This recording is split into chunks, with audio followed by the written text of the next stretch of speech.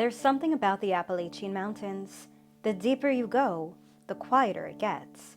Like the land itself is listening, not just watching, but remembering.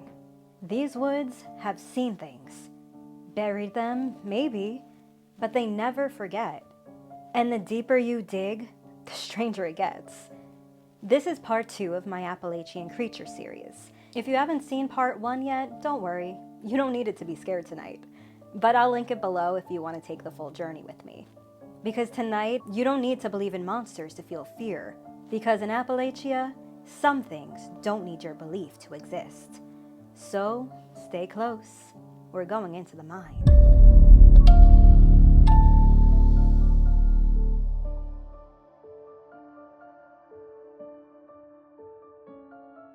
Deep under the Appalachian Mountains, coal miners have always sensed they were not alone in the darkness.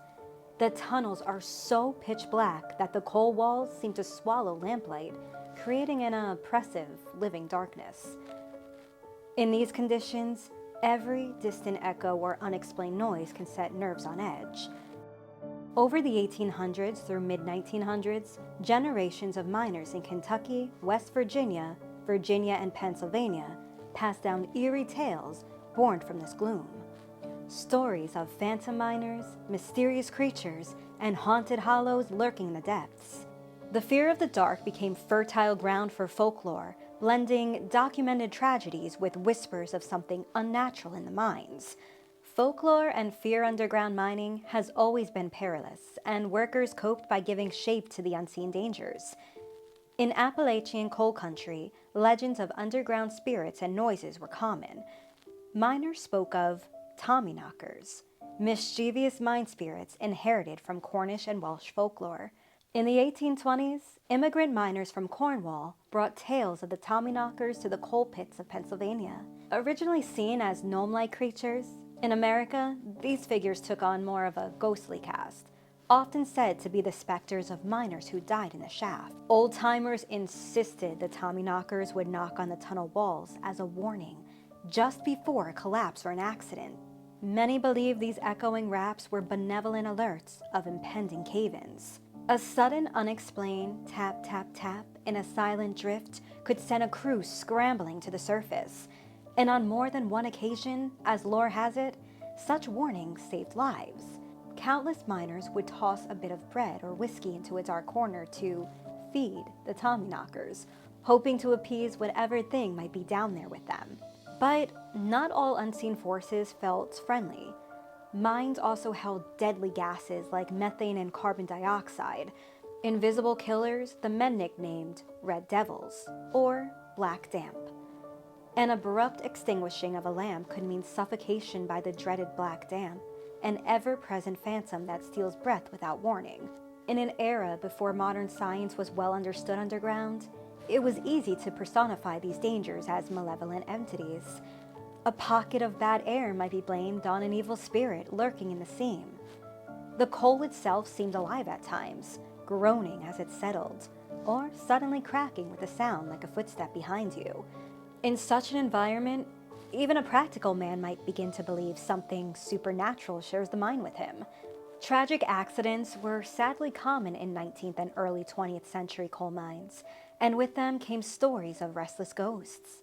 In West Virginia, miners still tell of the Monongah disaster of 1907, the worst mine explosion in American history that killed at least 361 men in a single morning. Along with those men, countless horses and mules stabled underground also perished in the blast. In the weeks after, as recovery crews navigated the rubble of mine number 6 and number 8, some swore they heard the panicked whinnies of phantom horses echoing in the empty shafts. The sounds were so uncanny that workers refused to enter certain passageways alone. According to local lore, management eventually sealed off the old stable tunnels, leaving whatever haunted echoes resided there, entombed in the dark. To this day, people in Monongah say that on cold December nights, the anniversary of the explosion, you can faintly hear horses trotting deep under the earth, an eerie reminder of the lives, both human and animal, lost in those pits. Not all ghosts announce themselves so loudly. Sometimes they appear as a silent figure in the corner of your eye. One historic account from the local coal town of Idame, West Virginia, tells of a miner named Sam McCormick who met a violent end underground. In the early 1900s, Sam was killed when his mine motor car overturned on a sharp curve. After the mine reopened, a foreman named Mr. Friedman was working in that section when he heard footsteps behind him on the gravel. Assuming it was a coworker, he paid little mind, until the footsteps kept approaching without a word. Finally, Friedman turned and spotted a vague human shape bending down, as if to inspect the rail tracks. He called out, getting no response. The shadowy figure then straightened and walked into the beam of Friedman's lamp, revealing the face of Sam McCormick. In stunned silence, Friedman watched as Sam's apparition faded back into the gloom. The tale, recorded by folklorist Dr. Ruth Ann Music, concludes that Sam's ghost was still making his inspection rounds post-mortem. Miners whisper that Sam simply didn't realize he was dead. He was just continuing the job he'd done for years, forever patrolling that lonely drift in Idame. Another well-known ghostly legend is that of Big John in Granttown, West Virginia. Big John was said to be a Russian immigrant miner, a mountain of a man who worked in the federal No. 1 coal mine around the turn of the 20th century. One day, the legend goes, disaster struck deep in the mine. A roof timber gave way, threatening to trap a dozen men. John rushed to hold up the collapsing beam with his broad back, allowing his crew to escape. He saved them, but the collapse buried Big John alive. When the mine finally reopened weeks later, John's body was never recovered.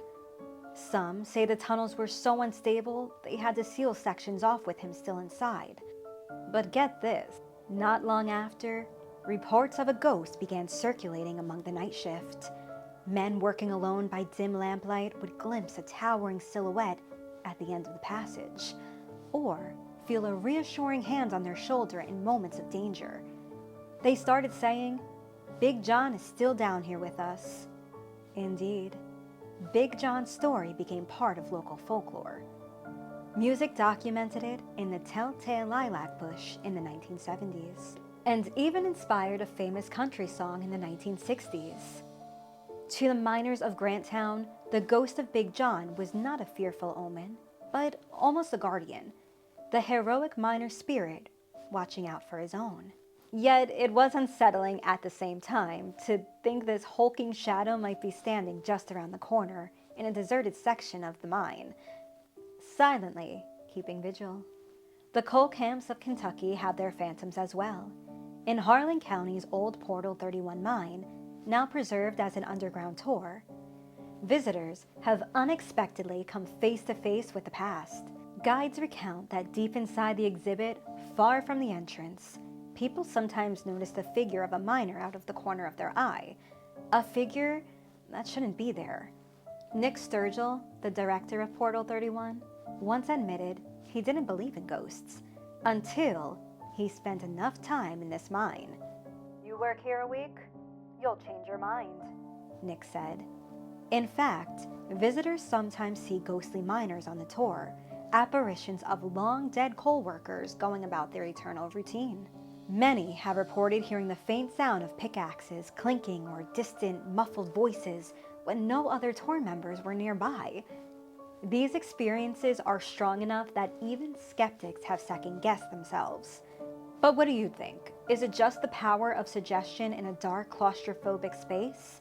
Or could the spirits of miners from decades past still be riding the rails in Portal 31, forever clocked in for the night shift? The tour's recorded narration talks about the mine's history, but it's the unrecorded presences that leave the strongest impression on those who descend into that Kentucky mountain. Beyond full-fledged ghosts, Appalachian miners have long reported strange warnings and omens in the depths, subtle signs that something otherworldly might be at work. One common tale involves mysterious knocking sounds with no obvious source. This is the trademark of the Tommyknockers. In the coal towns of Pennsylvania, where the Tommyknocker legend was strongest, there are stories of miners being saved by these phantom knocks. For instance, An old story from the 1880s tells of a miner in the Allegheny Mountains who was about to set a dynamite charge when he heard rapid knocking on the tunnel wall behind him, as if someone desperately hitting it with a hammer. Thinking it was a warning, he hastily retreated. Moments later, the entire area collapsed with an undetected gas pocket. Had he not moved, he would have been crushed. When crews dug out the rubble, they found no sign of anyone who could have made those warning knocks. Miners in the camp were convinced a Tommyknocker spirit had saved his life. Similar tales abound. A group of men hear knocking and refuse to enter a shaft. Sure enough, the roof falls in shortly after. Or a lone miner follows the faint sound of tapping, believing it's a friend signaling, only to find no living soul, just a freshly fallen boulder, exactly where he had been working. Such stories blurred the line between folklore and reality. Was it guardian angels, the spirits of dead miners looking out for their own, or simply the natural groans of strata under pressure? In the retelling, it didn't matter. The knocks were regarded as a supernatural warning, part of the mine's protective lore. Miners also spoke of omens that foretold disaster. In the coal patches of West Virginia, an old urban legend told of a mysterious black dog that would appear in the mines before a fatal accident. The ghostly hound with coal red eyes would be seen only briefly, perhaps at the end of a passageway or slinking behind a support timber. And any miner who saw it was said to be marked for death. One retired Virginia miner later recounted that his father and a buddy once refused to go down after lunch break because they both saw a big black dog deep in the tunnel that morning. The foreman laughed it off, but that afternoon, a sudden methane explosion took the lives of several men, including that foreman. The superstitious pointed to the omen that had been ignored. True or not, these stories gave shape to the men's fears, suggesting that if one paid attention, the mine itself would send warnings, be it through knocks, ghostly animals, or other signs when tragedy was imminent. And then there are the tales of things that are not human at all. In hushed tones around campfires or in the safety of the lamplight at shift's end, miners sometimes shared stories of creatures inhabiting the coal seams. These weren't as well documented as ghost sightings, but they were whispered often enough to become local lore. In one Kentucky coal camp in the 1930s, for example, workers spoke of an eyeless one deep in the unused section of mine, a pale humanoid shape spotted crouching behind rock piles. Those who claimed to see it said its skin was as white as cavefish, and it scurried away on all fours with uncanny speed when light approached. Frightening as it was, some wondered if it was just a lost old miner who'd gone mad in isolation, or maybe a large albino animal adapted to the dark. Most laughed it off as imagination, but the sightings occurred often enough that the mine owner eventually blasted that section shut, officially due to unsafe conditions. Miners nodded knowingly at that explanation, privately convinced the real reason was that something unearthly was down there. Similarly, in the mountains of Pennsylvania, an old union boss told a story in the 1940s about finding strange footprints in the dust of a closed mine. Prints that looked human, except they had too many toes. He would tease the younger miners that the old man of the mountain was wandering the tunnels at night. No one ever caught a real glimpse of this so-called old man, but a few night shift workers admitted they sometimes felt breathing in the dark, as if an unseen presence stood just inches away in the blackness. These kinds of stories, part practical joke, part genuine belief, added to the notion that monsters could lurk in the mines. They were usually subtle creatures, nothing overly fantastical.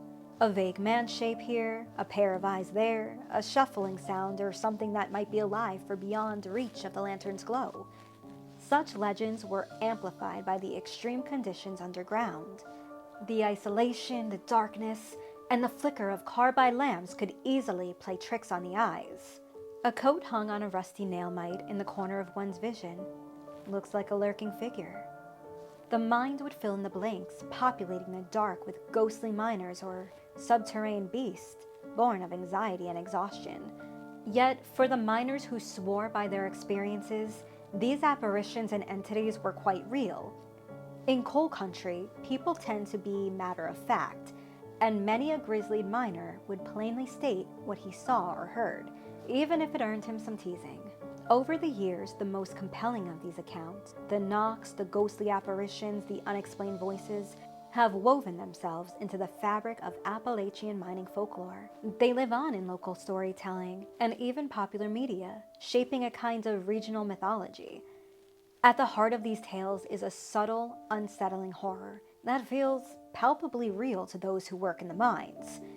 It's not the over-the-top movie monster that scares him, but rather the idea of a quiet presence in the dark, a pair of eyes watching from a cracked coal seam, or a fallen comrade's spirit lingering at your side. Each story carries a kernel of truth, a deadly accident, a missing miner, an unexplained noise, wrapped in the eerie embellishments of folklore.